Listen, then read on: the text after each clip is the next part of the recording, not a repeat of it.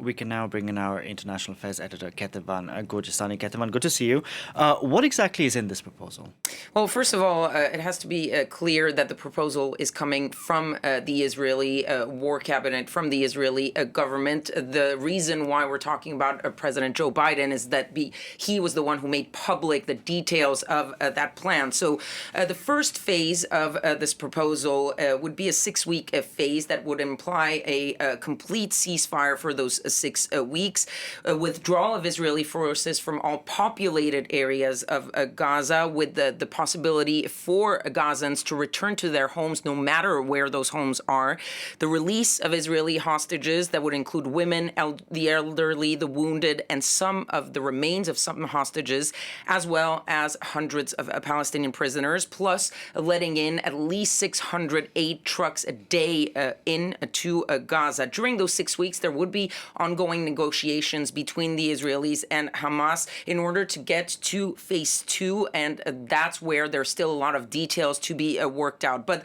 the overall plan for that phase 2, if we reach that phase, would be releasing all of the remaining living hostages. That would include also the male soldiers in exchange for more prisoners, for more Palestinian prisoners, the full withdrawal of Israeli forces, so not just from populated areas, but completely from Gaza, and quote, cessation of hostilities permanently, that is, if Hamas lives up to its commitment. And then you would go on to phase 3, which is much further down the road, the start of the reconstruction of Gaza with the help possibly of Arab nations as well as the international community, something that would take probably 3 to 5 years. And at that stage, the phase 3, there would be the release of the final remains of some of those dead hostages. But this all, again, conditioned on Hamas fulfilling its commitment, Israel saying that it can resume its military operation if Hamas fails to meet those commitments. But Kethevane, the million-dollar question is, will there be a deal? Because from what President Biden said on Sunday, Hamas is weakened to a point they can no longer launch an October 7th attack. But Netanyahu says he's going to keep fighting until Hamas is destroyed. So which one is it? Exactly, because this is a roadmap. There's still some elements that are not really precise in this roadmap that still are subject to interpretation. So there is hope. There's still also a lot of hurdles that could derail the whole thing. Now, the Americans believe that they have every expectation that if Hamas agrees to this proposal, then the Israelis will say yes, because it is a proposal that they largely presented.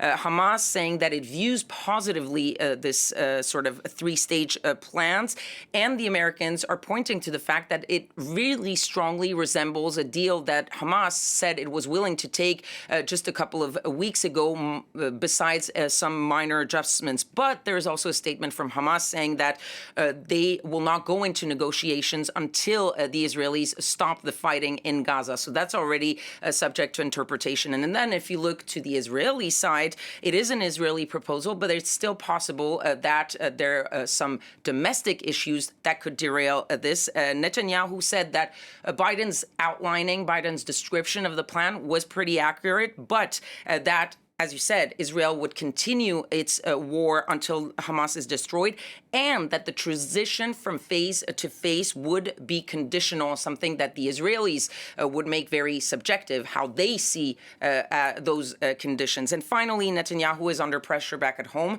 the pressure from the families who want him to take that deal right now to release the hostages, and the far right, who is still threatening to collapse his coalition. The opposition, once again, through Yair Lapid, saying, we are here to back you if they pull out, because we want you to take that deal. Yair Lapid tweeting, I remind Netanyahu that he has our safety net for this hostage deal. And Joe Biden, in his remarks outlining this process, said there will be differences on the specific details. That is natural. If Hamas is ready to negotiate the deal, then Israel negotiators must be given the mandate, the necessarily flexibility to close that deal. So he's really calling on both sides to agree to this, saying it's the only way out of this war. We'll see how things pan out. Thank you very much for that. Kethevane Gorjestani there.